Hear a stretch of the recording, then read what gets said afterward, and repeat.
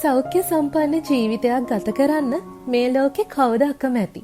ඇත්තටම හැම මිනිසෙක්ම කැමතියි ලෙඩ රෝගවලින් තොරව Tamanගේ ජීවිතේ ගෙනියන්න.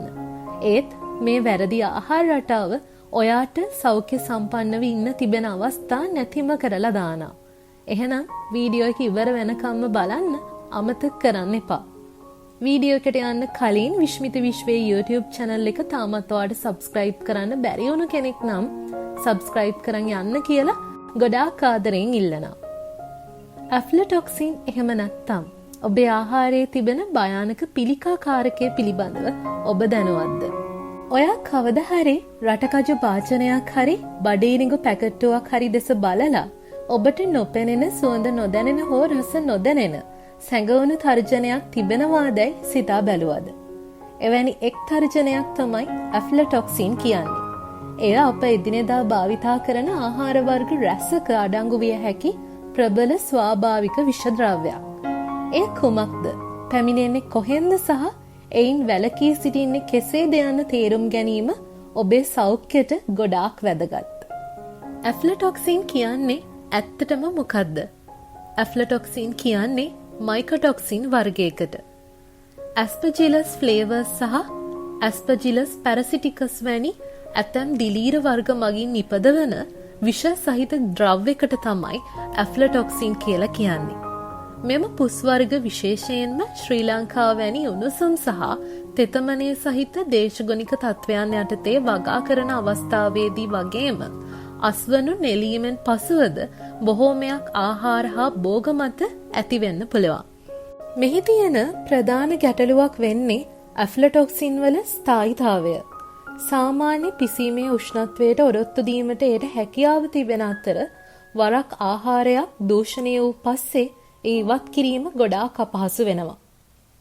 aflatoxin කියන්නේ විද්‍යාව විසින් හඳුනාගෙන තියෙන ප්‍රබලම ස්වාභාවික පිළිකාකාරක වලින් එකක්.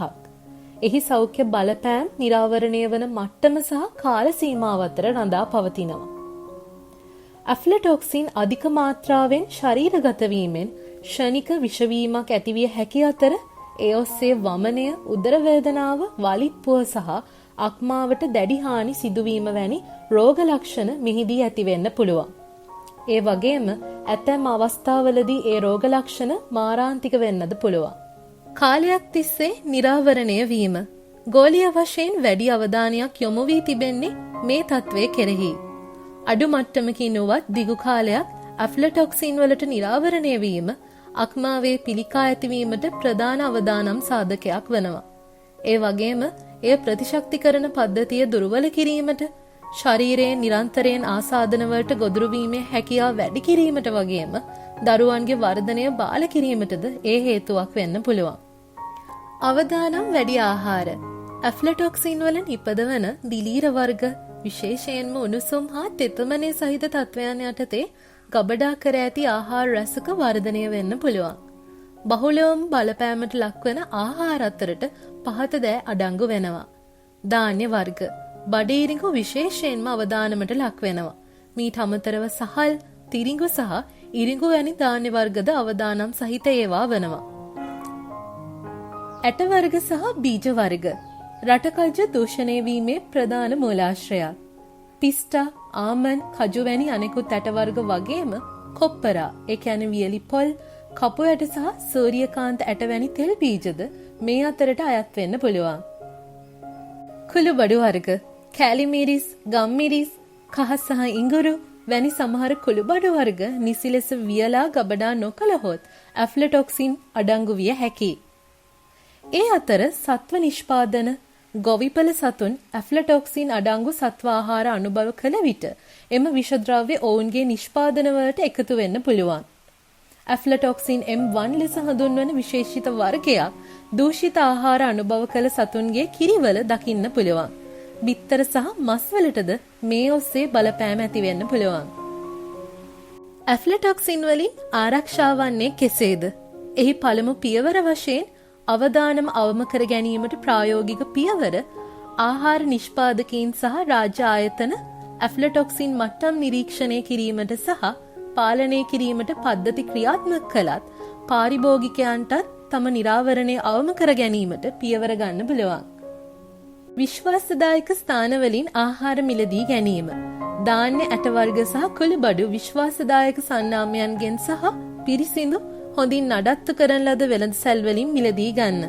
පුස් බැඳුණු දුර්වර්ණ හෝ හැකිලුණු පෙනුමක් ඇති නිෂ්පාදන මිලදී ගැනීමෙන් වළකින්න. නිසි ලෙස ගබඩා කිරීම මෙහිදී ඉතාමත් වැදගත්. ඔබේ ආහාර සිසිල් වියලි සහ පිරිසිදු ස්ථානයක ගබඩා කරන්න. දිලීර වර්ධනයට හිතකර උණුසුම් තෙතමනේ සහිත පරිසරයන්ගෙන් ඔබේ ආහාර වළක්වා ගන්න. ධාන්‍ය, පිටි සහ ඇට වර්ග සඳහා වාතය නොයන බඳුන් භාවිතා කරන්න. ඒ වගේම අනිත් පියවර වශයෙන් ආහාර භාවිතයට පෙර පරීක්ෂා කරන්න. ආහාරයට පෙර ඔබේ ආහාර දෘශ්‍යමය වශයෙන් පරීක්ෂා කරන්න. තිත්ත, පරණ හෝ මුඩු රසයක් ඇති ඇට වර්ග ඉවත දමන්න. සැකයක් ඇතනම් ඉවත දමන්න. පුස් බැඳුණු ආහාර කිසි විටකත් අනුභව නොකරන්න. පුස් කොටස පමණක් කපා ඉවත් කිරීම ප්‍රමාණවත් වෙන්නේ නැහැ. මන්ද විෂද්‍රව්‍ය ආහාරයේ ගැඹුරට විහිදිය හැකි බැවින්. තවද ආහාර නැවුම්ව පරිභෝජනය කරන්න. නිර්දේශිත කල්ලිකුත් වීමේ දිනට පෙර ආහාර භාවිතා කිරීමට උත්සාහ කරන්න.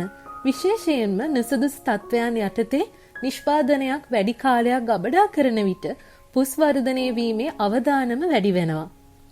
ඔබේ ආහාර වේල විවිධාංගීකරණය කරගන්න. විවිධාකාර ආහාර අනුභව කිරීමෙන් දූෂිත තනි මූලාශ්‍රයකින් අධික ලෙස නිරාවරණය වීමේ අවදානම ඔබට අඩු කරගන්න පුළුවන්. අවසාන වශයෙන් ඇෆ්ලටොක්සින් කියන්නේ බරපතල ආහාර සුරක්ෂිතතා ගැටලුවක් වුණත් ඒ කළමනාකරණය කරන්න පුළුවන් එකක්. ශක්තිමත් කෘෂිකාර්මික පිළිවෙත්, රාජ්‍ය නියාමනය සහ සුපරීක්ෂාකාරී පාරිභෝගික පුරුදු සංයෝග කිරීමෙන් අවදානම් සැලකිය යුතු ලෙස අවම කරගන්න අපිට පුළුවන් වෙනවා.